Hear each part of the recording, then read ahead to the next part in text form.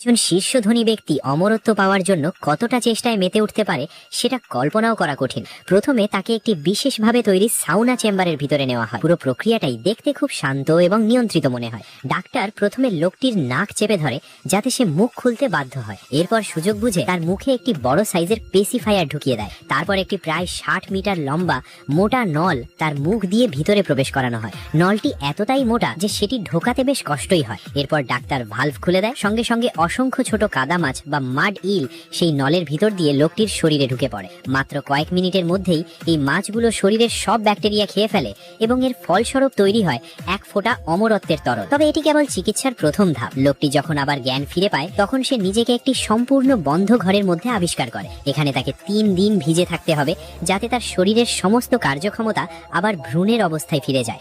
ঘরের ভিতর সময় যেন থমকে আছে, প্রতিটি সেকেন্ড অনিশ্চয়তায় ভরা, ঠিক যেমন জীবনের কিছু সিদ্ধান্ত একবার নিলে আর ফেরার পথ থাকে না।